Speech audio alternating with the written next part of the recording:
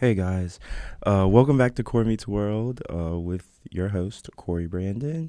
I know it's been a while. Welcome to episode 4 of our podcast. We've Let's just jump right into it. Obviously, it's been a minute. We have taken a few weeks off, um, and we're just gonna jump into it. We're gonna jump into a lot of things. There's a lot of ground to cover today. Considering the fact that we've been gone for so long, we had such a long sabbatical. There's so much to cover. First, let's talk about the absence of Core Meets World and why that was. Things right now have been so hectic. I touched on it in the first few episodes about like my current, how do I say it? Like my current workload, I guess, like all the things that I have going on, and it has been so hectic with having um, basically like a little job, an internship, volleyball practice 3 times a week, and like 6 classes, and then like obviously 3, 4 other on campus orgs I'm a part of. So it's just been a lot of work, um, and things. So like I've been really busy. Like every day, typically, it's been like I wake up at 9 and I finish the day. End up back at my dorm at like 10:30 or 11 at times. Just to shower and do more work. So it's just been, yeah, it's been a lot. So, yeah, but not to make an excuse. I should have still been more consistent. And I also want to say, I say this every episode, but the fact that people listen to this is really crazy to me. Like, I don't think y'all understand.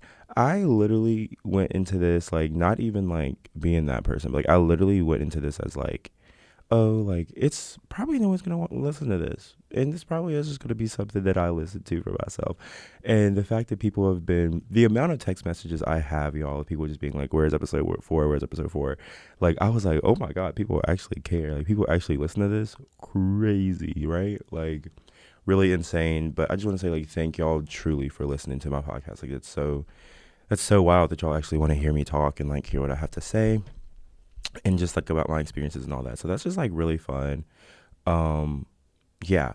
And I just want to talk about like kind of like between the last episode and now, like pretty much all that's happened is that I have continued to just be swamped with work. Yeah. That's pretty much all. That's pretty much all that's going on. Swamped with work. Um Everything's going good. Everything's going really good. I'm doing well in every other facet of my life. So yeah, it's just like it's been a really good. It's been a really good semester so far. I've really loved this semester. While I'm busy doing things I love. So like I couldn't ask for more. Including this podcast, and including like just talking. I guess not talking with you guys, but talking at you guys every week has been really fun. But yeah, I really do want to just express gratitude to everyone who actually listens. Yeah, I really love you guys. Hopefully this podcast will, I don't know, hopefully this podcast will reach new heights and it'll continue to grow. Maybe I really, really want a video element. I'm going to try to work on that soon because I know a lot of you guys are saying like it's really hard to just listen to something without watching the person. And I would love to have a video element up on YouTube and all that, but I just don't know exactly how that would look. Um, but I'm gonna try to figure it out for y'all because y'all have really been showing up for me. So I'm gonna show up for y'all. Um, but yeah, the Core Meets World news. Let's just talk about. I'm gonna touch on a few other things regarding the podcast at the very end, but just to start off, Core Meets World has been like something that has been talked about. I don't know, like I don't know if I mentioned it in an episode before, but a few weeks ago I was out I was out somewhere at night, and this guy he came up to me and he was like, "Hey, I really like your podcast," and I was just like, "Oh wow, like like thank you. That really does that really means a lot. That people that I don't really like see or talk to on a daily basis are also listening." But yeah, like that really like I was like, "Oh my god, wait." You listen, like you hear all these weird things I say. That's crazy. Um, but yes. Also, I just got interviewed for the Daily Tar Heel about Core Meets World, which was another surprising thing. Um, I was really happy to do. I was really excited about. It was really fun to talk about the podcast and like I guess to talk about the podcast on another platform. Like that was really exciting and to be interviewed and to ask like to answer questions just about like the podcast and like my journey and my reasonings and things like that. Like that was really truly fun. Like I really enjoyed that. Adele. Shout out to Adele. She was so sweet. She interviewed me and she's writing the student podcast article and all that. Such an amazing person. Such a sweet girl that interviewed me. But yeah, that's like pretty much all of the, I guess, preliminary recap stuff. So now we need to jump into like our regular scheduled programming. Um, we're gonna touch on a lot of pop culture today because so much has happened since the last episode. Um, yes. So I have a few things here, but we're gonna jump into that after. I just want to talk about manifestation one more time because I feel like people don't talk about it enough. And while people say like, manifestation that's in your head, it's not real, it's not actually having an impact. You're just basically people people will say like, oh, it's not real. You're just saying something and then doing it, which you can do without calling it manifestation. I disagree fully because I feel like I look at it more as a self-fulfilling prophecy, and the power of tongue and the power of belief in yourself to do something is stronger than people give it credit for. I don't know if I said that right, but you know what I mean. I have been heavy on the manifestation going into 2024. Going into 2024, I kind of made the decision that it was my year, and I've never done that before. So it was just like, I was just trying it out almost. I was like, I'm going to make the decision that 2024 is my year. I'm going to make the decision that everything's going to work out for me. I'm going to make the decision that I'm going to continue to do the things I love and do well at it and not let, the inevitable negativity kind of tear me down. And like after making that choice, my whole life has changed drastically. And like I'm not even being dramatic right now. Like I would in 2023, I talked about it in the first episode about how that was a great year for me. Um, it was, well, I wouldn't say great. It was a really good year for me. It was a really good year. I did a lot of amazing things. I worked really hard, but I was like, I want more. I want more out of a year. And 4 is my lucky number. It's my jersey number. It's my birthday, December 4th. It's just always been my lucky number. 4 has been my lucky number since I was in elementary school. I've always loved the number 4. So 2024, I was just thinking, I was like, this is my year. And I turned 21 this year. Like this is truly my year. And I made that choice that it was my year.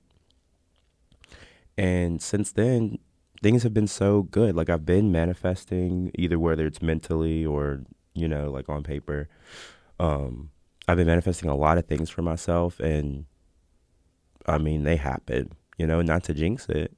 But they've been happening. They've been coming to fruition. And I don't know. I feel like people don't look at it the way that they should as far as manifestation. Cause like in 2023 at the very end, on New Year's Eve. Oh, guys, I don't even know if I mentioned this the first episode, but on New Year's Eve, I literally spent my New Year's Eve from 11:50 till about 12:10. I was in my bed at home, writing in my journal, manifesting for the new year. So I quite literally brought in the new year manifesting. I actually have my journal with me, so I can cover a few things that I said, not all, of course, but I can cover a few things that I mentioned in there. Just to give you like, and just to give a few examples of the power of manifestation, because like it's sorry, you can hear the pages flip. Wait, I really be writing, y'all. I just looked in here like, oh, I'm trying to get to the New Year's, y'all. I'm flipping through these pages, seeing stuff I don't want to see. Anyway, okay. Well, now that I'm looking back at it, I'm playing. Oh, I'm gonna say, now that I'm looking back at it, maybe I lied. Okay, I'm playing. Um, so one of my things that I heavily manifested was starting this podcast because, like I mentioned, this podcast has been something that I have wanted and I have talked about for 2 years. So like I was like, this is my year. I'm gonna do my podcast. I'm finally gonna do my podcast. Um, Another thing I manifested was locking in harder. Like like take because I took on more this semester than I'm taking on in my life as far as my commitments and my work. So, that, and I've been killing. I mean, not to pat myself on the back, but I've been killing it. I've really been killing it. Put it away. But yeah, that's just it's just been things like that, like where like just wrote it down. I was like, I'm gonna do this, and like, well, you could just say, Corey, you're saying stuff, and then you're just deciding to do it. We all do that. Yes. Well, yes.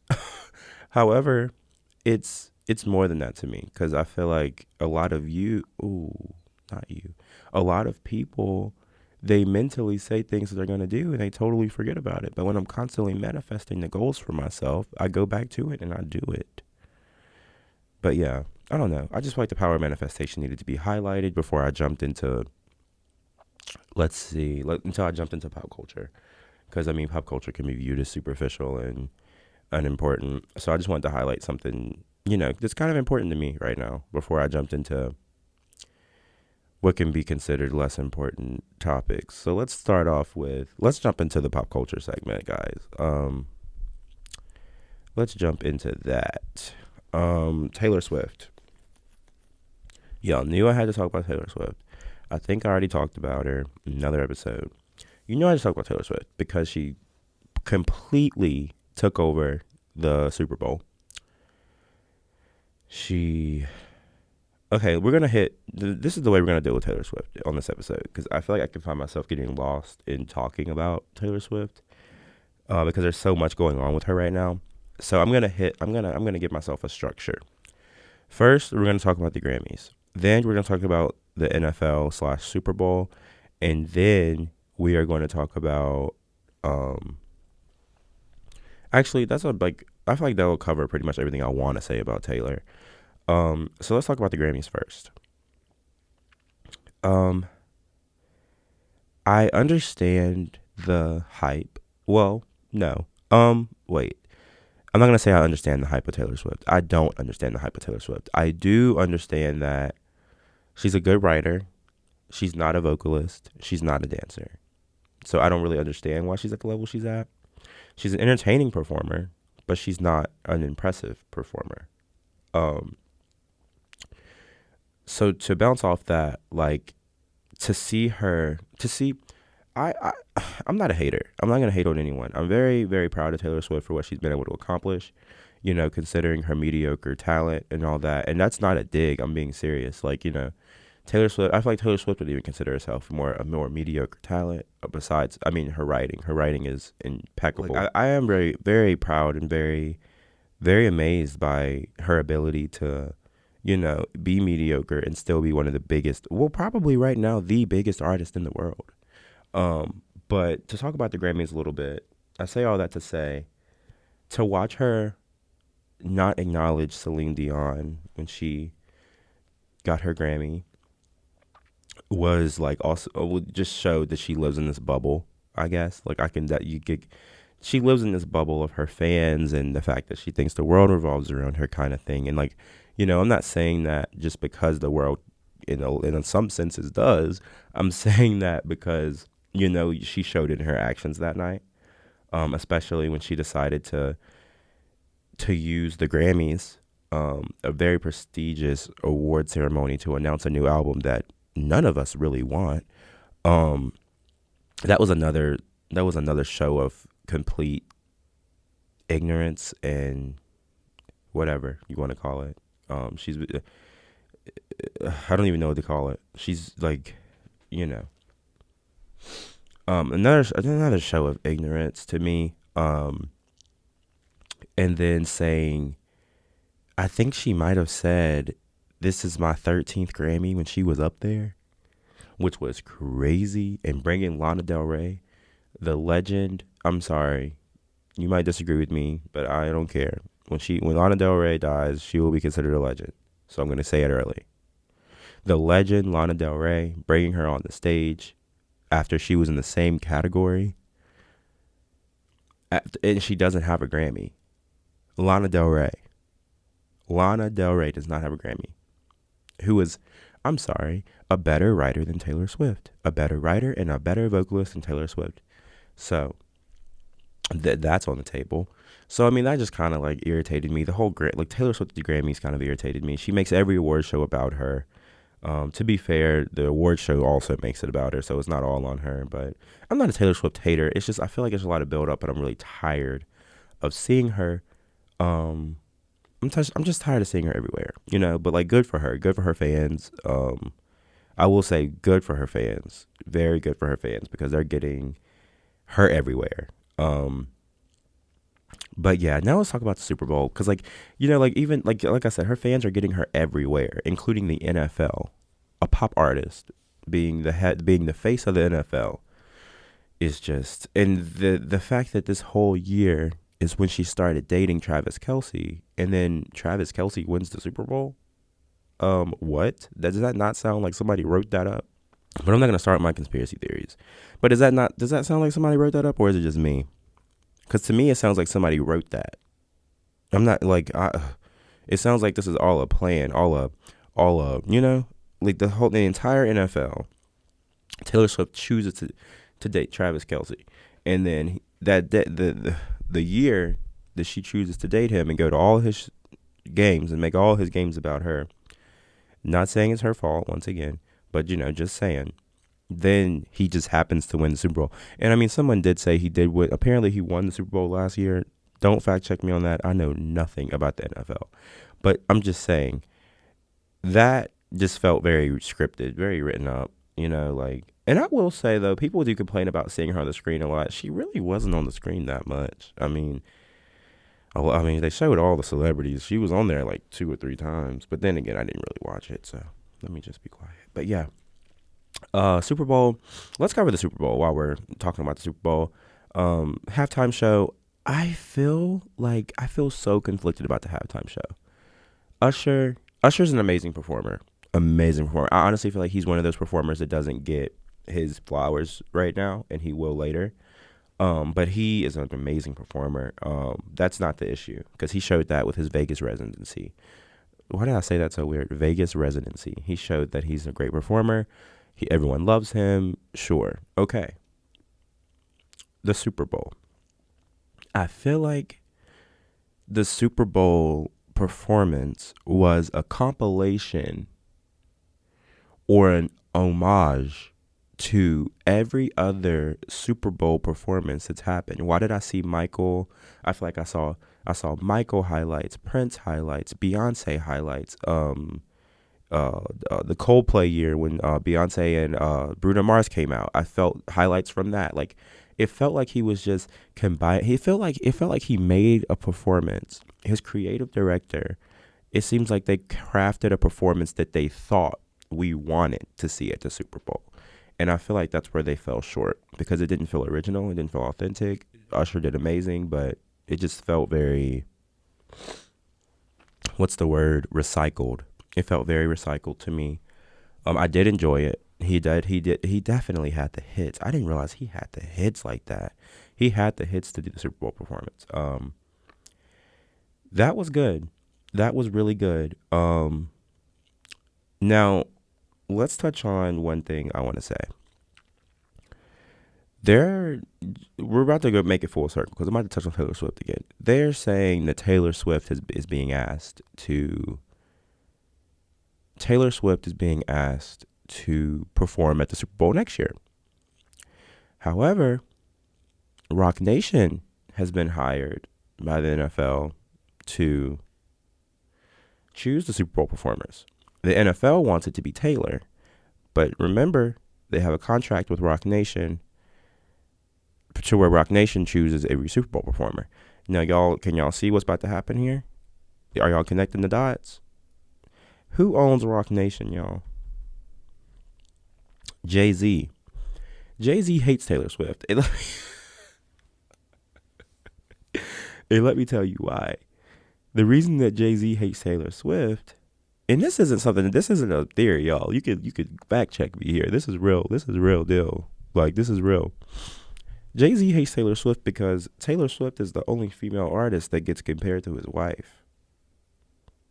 And the reason that Taylor Swift can be not, I'm not gonna say fairly. I'm just gonna say the reason that she can be compared. I will touch on. I'm gonna touch on the comparison in a second, so don't worry. But the reason that Taylor Swift can be compared to Beyonce is because I mean the numbers look similar. And Taylor, I'm sorry, like I mean I'm not saying it should be this way, but statistically speaking, Taylor outsells Beyonce. Taylor outsells Beyonce a few times over. And I'm not talking about, stadiums. I'm talking about sales with her music. I mean, and I can tell you right now, Taylor Swift is not even half the artist that Beyonce is. She's not half the performer that Beyonce is. But that discrepancy in America between a white artist that makes music for white listeners and a black artist that makes music for black listeners, that difference when it comes to radio, when it comes to record labels, when it comes to promotions and advertisements and deals, for example, Taylor's deals that she has, like that discrepancy is still there. Like the systematic racism is still present for A-list celebrities, And so like, I mean, it makes sense that Jay-Z doesn't like Taylor Swift. And Beyonce can say she do, but I don't think she do. But anyway, Jay-Z does not like Taylor Swift. He has that, and I think that Jay-Z's speech at the Grammys that went viral, where he said, "Some of you don't belong in a category." He said, "My wife hasn't won Album of the Year and has had Album of the Year every year." That's what he said. He said that at the Grammys during his speech, and people were saying that was at Taylor Swift, and I agree. But anyway, so let me get back on track. So yeah, Jay-Z's pushing back. So Roc Nation and the NFL are having a hard time, deciding on a Super Bowl performer because the NFL is pushing Taylor. They see the money that Taylor has made them, and they know that if she performs next year, they're they're good. If Taylor performs the Super Bowl next year, they are good, and she has the hits for it. Oh, does she have the hits? She has the hits. But anyway, where was I going with that, y'all? I lost my train of thought. Oh, yeah. So, yeah, next year's Super Bowl performers. I was just saying, like, what's currently going on in the works behind the scenes with NFL and Roc Nation. But I'm gonna talk about my personal opinion, who I want at the Super Bowl. This might be an unpopular opinion. There's two performers I want. No, not two performers. Two acts that I would want.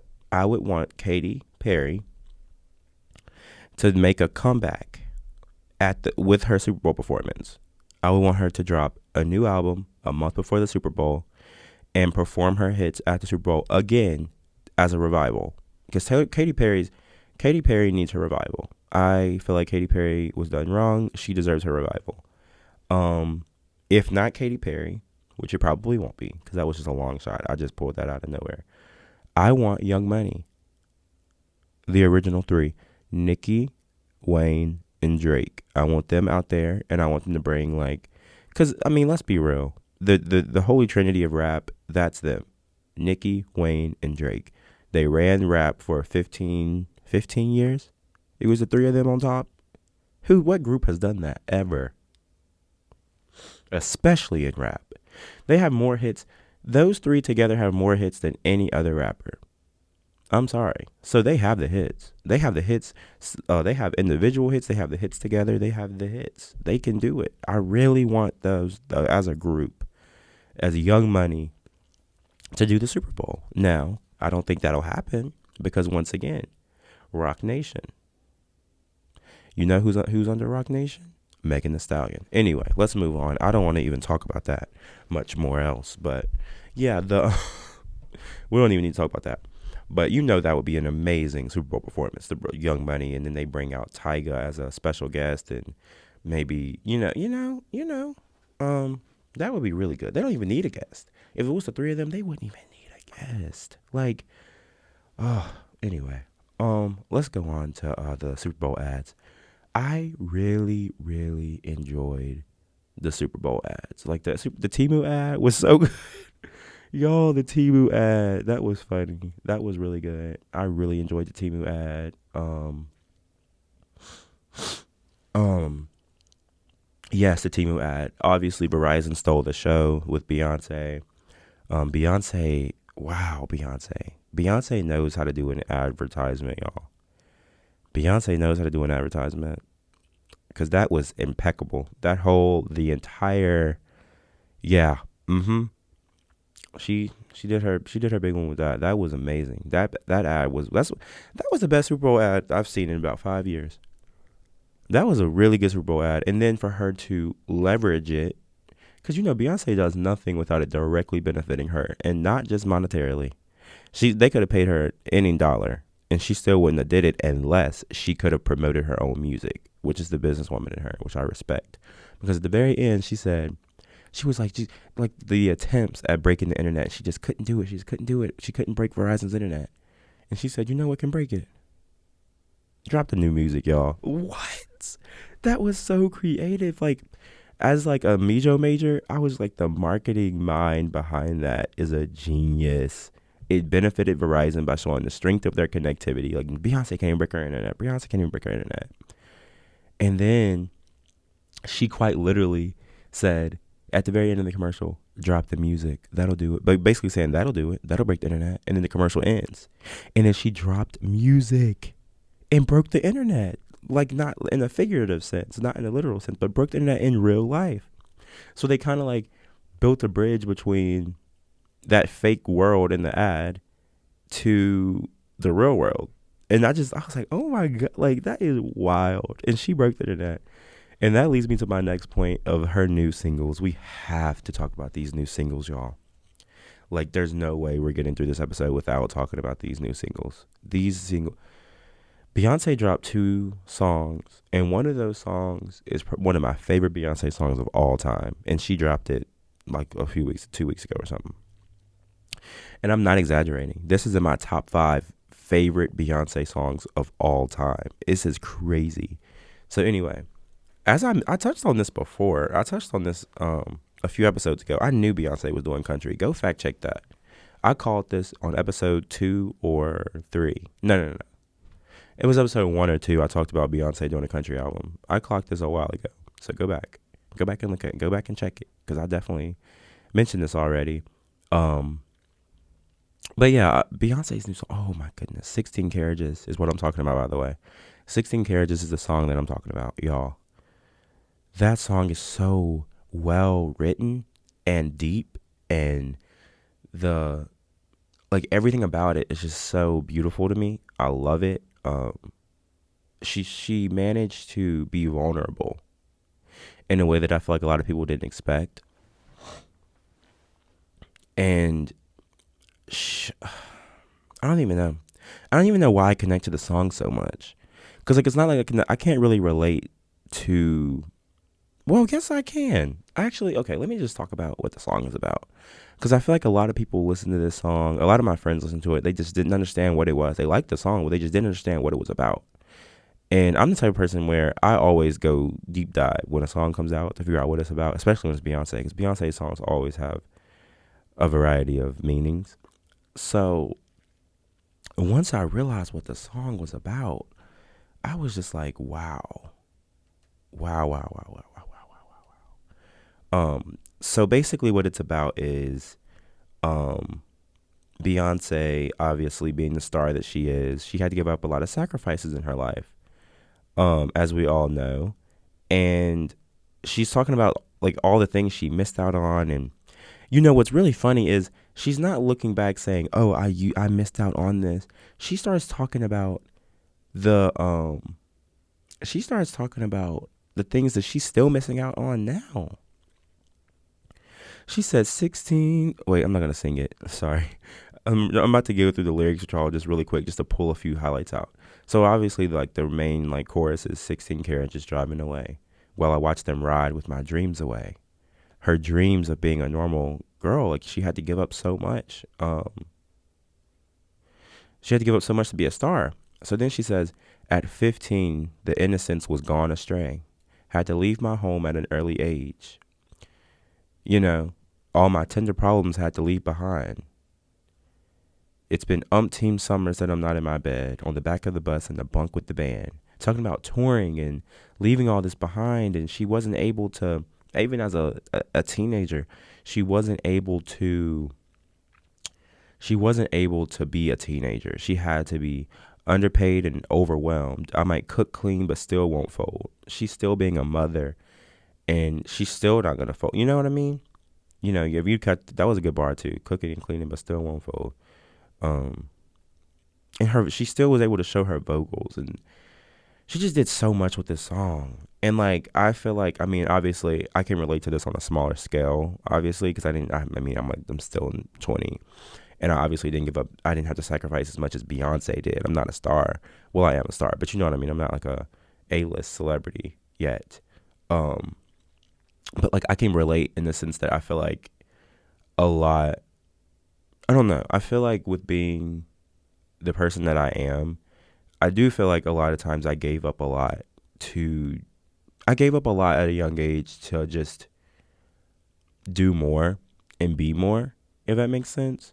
It probably sounds really more dramatic than it really was, but I just mean like giving up time as a child to just do fun stuff when I wanted to do fun stuff, you know. And like all my friends, not all my friends, but a lot of my friends, like they weren't, you know, like grinding it out like me and having to study like I was studying, and they weren't, you know, like as involved as I was, and I was just getting, because they got to have a lot more fun than I did, and you know, like I don't know. I just feel like I gave up a lot of time sometimes, and I still feel, and I feel that more now than I did then. Because obviously in high school was at a smaller scale, but I feel like at UNC, I feel this song so deeply, because it's like, I feel like I'm a lot of times I'm robbing myself of the college experience sometimes. I mean, obviously I still have a lot of fun and I'm taking advantage of all the things, but I just feel like I can relate to this song like when I just see people not doing as much and they're just like able to have free time and relax and chill and do whatever they want, and they're taking less classes, and you know, like, and they're not as involved, and they're just doing things that they love, and they're just having a good time all the time. They're not stressed, they're not losing sleep, you know. I'm just like, damn, like, wish that was me. um And then she says, $16 working all day. Ain't got time to waste. I got art to make. I got love to create on this holy night. And then because at first she said it's been umpteen summers. But then at the end of the song, she says, it's been 38 summers and I'm not in my bed. On the back of the bus with a bunk in the bed. Um, Going so hard now I miss my kids. Overworked and overwhelmed. I might cook clean but still won't fold. Like, this song is just so good. Like, because she wrote this back in 2020, which when she was 38, you know, because she said it's been 38 summers and I'm not in my bed, on the back of the bus in a bunk with the band. Like, that by itself was just so good to me. I just really love that song. Like, really love that part of the song. Wow. Yeah. Just to move on though. And then obviously she dropped another song, another country song. These are two country songs. She dropped Texas Hold'em. This ain't Texas. Ain't no Hold'em. Like, it was so good. But this is just like a good dance song. It was really good. Just like a good line dance song. I loved it. It was amazing. Let's move on from Beyonce, because we're gonna cover her a lot, I'm sure, in the next coming weeks, with her dropping an album and all that soon. And touring again, hopefully. Let's move on to Ariana Grande and Mariah Carey's new song. The fact that this song made no noise was very concerning to me. Like, somebody please get them off the floor. Obviously, sorry. Obviously, Ariana Grande is doing fine. We're going to touch on Wicked in a second, but Ariana Grande is obviously doing fine. She has Eternal Sunshine dropping next month, her new album. And Mariah Carey is a legend. She's an icon, like, obviously. But it's just like, seeing them flop like this was really disappointing.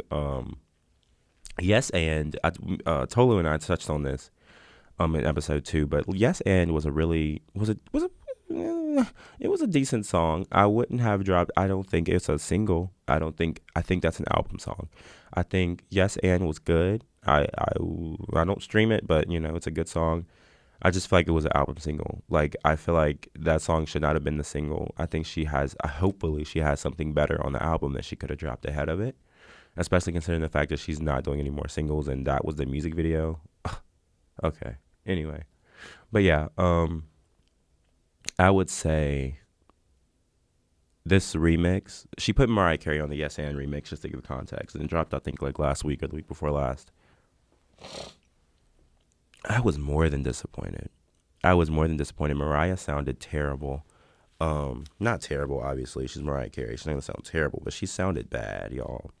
And I was like, nobody in the studio said maybe we shouldn't do this, because it was just Mariah kind of screaming. No, I'm not gonna say screaming because I hate when people call belting screaming, but the way that she was belting on this track, well, she wasn't even really belting. She was just like running all over the place.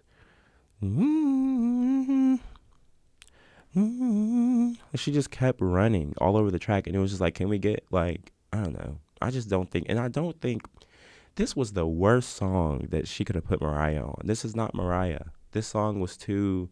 I mean, it could have been, but I want a ballad from them. I don't want this. I don't want this. I was very disappointed. I'll give that song I'll give that remix a 4 out of 10. I'm never streaming it again. It was a chop. Moving on to more Ariana Grande news though. Wicked. The trailer dropped during the Super Bowl. Wicked. Oh my goodness. I just don't even know what to say. Like, I am more than excited. Ariana and Cynthia Erivo. Did I say her name right? Erivo? Cynthia Erivo look amazing in the movie. They sound amazing. They dropped the oh my goodness. They dropped the Defying Gravity. They let us hear the Defying Gravity riff. And oh my God. Like, I didn't think this iconic riff that we all know, that Cynthia Erivo found a way to make it her own, and it was so good. Like, it was so much grit and passion behind her. Like, I just can't imagine what this movie's gonna be. I'm more than excited. It comes out I think in November.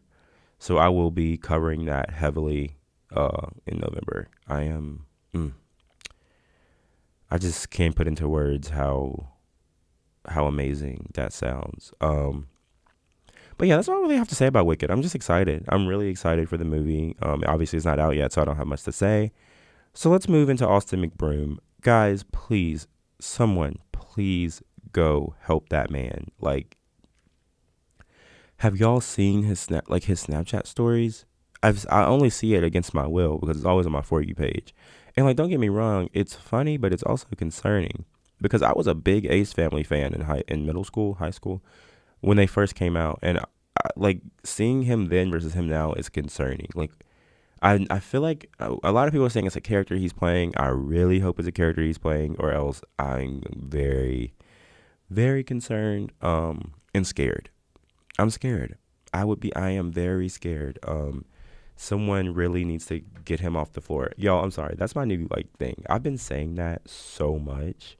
I literally just always say, like, whenever someone does anything like questionable, or like when they do something like where they fail, I always just say, get them off the floor. Like, somebody please get Austin McBroom off the floor. Like, I mean, it seems like Catherine's doing okay. She's hanging out with James Charles and all that. But yeah, that leads me to my next topic. I actually segued that very well. I kind of just want to touch on the James Charles new single. That song was really good. It like, unironically, that song was amazing. Like, and people have their own issues with James Charles, so obviously they're not going to want to give him his tens. But I have to, when an artist works hard and goes from where they were to where they are now, and to see that growth, it's inspiring. It's more than inspiring. Obviously he's had a voice that's been questionable, but you can hear the training. the control, the power that a lot of people didn't think he would ever have after that God is a Woman cover and Give Me a Little Water, Sylvie. Like, nobody believed in him, and I didn't either, to be honest. And that was amazing. That song, amazing. The vocals on it, impeccable. Um, and then to see the live version of it, because people were like, "Oh, bet you won't perform this live," because that was their dig. They couldn't say the song was bad. They couldn't say he sounded bad on the song. So their only dig or their only read was, "Bet you won't do it live." So he did it live and sounded even better. He sounded even better than he did in the studio. Like, y'all, I don't know. I don't know. Y'all better get off the floor. Literally, I don't know what else to say. I don't know. He clocked y'all. And then he made the caption, "Bet you won't sing it live." Like, I mean, he got y'all there. And I'm scared for y'all because I think he's going to drop more music, and I think it's going to be just as good. But to talk about music, for our last topic, I kind of just want to talk about 2024 music in 2024. So another reason I think this is my year is because this year for music is going to be insane.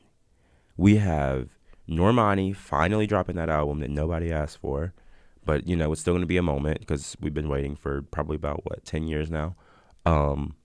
Just the anticipation makes it kind of a moment. Ariana Grande is dropping in March. Beyonce's dropping in March. Taylor Swift is dropping, I want to say also in March or April. I don't know. Nobody's checking for that. Well, y'all are, but I'm not. Somebody else is dropping. Actually, there's someone else dropping, but those names alone are huge names to all be dropping at once. Oh, The Weeknd. The Weeknd is also dropping. That's going to be a moment. And guys, I don't want to say this and y'all take it as like the law of the land or whatever, but I think that Frank Ocean is dropping this year. And you know who else I think is dropping? That y'all are going to be like, "No, she's not going to drop. She's not going to drop." You know who else I think is dropping? Seriously. Rihanna's going to drop, y'all. I'm sorry to say it. I'm sorry, but she's dropping. Rihanna is dropping, and I'm ready. I am so ready for Rihanna. Rihanna's dropping, and because A$AP Rocky was just spotted out in Paris, and he said that Rihanna was working on the album. This was a few days ago. I genuinely feel like she's gonna drop in 2024. Nobody wanted to drop until Nicki did though, so I don't know. She's always been the trendsetter with music though. Like whenever, because like think about it, before Nicki dropped, nobody was dropping. 2023 was a music drought. We got nothing. Like when I say nothing, we got absolutely nothing from the music girls. Like nobody gave us anything. Nicki gave us something in December and outsold anybody who did give us anything. Doja Cat, you know. And 2024 is going to be that music year, just like 2016 was, just like 2020 was. I'm sorry, you can say what you want about 2020's music. Everybody's gonna say 2020 music was so bad. 2020 music in 2020 was terrible. Yada this, yada that. No, it wasn't. No, it wasn't. 2020 music was amazing. That's what we find. That's when we were introduced to the genre of TikTok music, and we were living for it. I know I was. Renegade. What? Yeah. 2024 was that music, girl. But yeah, the last thing I want to talk about, y'all. The last thing I want to talk about is something I'm really excited about, and it's regarding Core Meets World. So obviously, this episode was supposed to have a guest, because I was doing that over every other episode structure. However, I decided not to, because the two guests that I have coming up next are people that they're not necessarily people that I'm friends with, but they're people that I respect. And I don't know. They're just people that I respect and people that I am just so excited to have on the podcast. Like, y'all don't understand how excited I am. Like these are people that I'm just like, it feels like an honor for them to say like yes to being on the podcast. And both of them have said yes. Both of them are impeccable people that I just am just, I don't even know how to word it, that I just admire. And like, that's the adjective I would use. Admire, like, did I say adjective? I did not mean that. You know what I mean. The word I would use to describe them is just admirable and impressive. Honestly, I wish I could come up with a better word for you. Um, Powerful. Yeah, like these guests are people that I don't want to just sit around and kiki with. I want to talk about real stuff with. I want to talk about their ventures and all that. I'm so excited for these episodes. So the episode after this one, which will probably, I know I took a break already, but I feel like there might be a little time in between this episode and the next episode, just because of confirming with the guest and things like that and scheduling and all that. But I have two guests. There will be two separate episodes. There will be, so I think I'm gonna do this episode and then the next two episodes will be guests. Um, so yeah, I am so excited for y'all to hear about the guests that I have booked for Core Meets World for episode 5 and 6. It's gonna be amazing. I'm so excited. And yes, like I think that's pretty much everything I had to talk about, guys. I just want to say once again, thank you so much for tuning in. It truly means the world. Like y'all don't understand. And it's so funny because I always catch myself saying, "Oh, it means the world. Oh, it means the world." Not even thinking about the pun of Core Meets World and the fact that every time I say thank you for listening, I say thank you guys. It means the world. Um, I always think about it when I'm editing the podcast. I'm like, oh my god, you said it again. But honestly, I'm just gonna make it a thing. I mean, it's a pun. I love puns, so get over it. But yeah. But no, for real, y'all. Thank you so much for tuning in. If you made it this far, you're my favorite listener. I love you so much. And stay tuned for for episode 5 and episode 6. Bye, guys.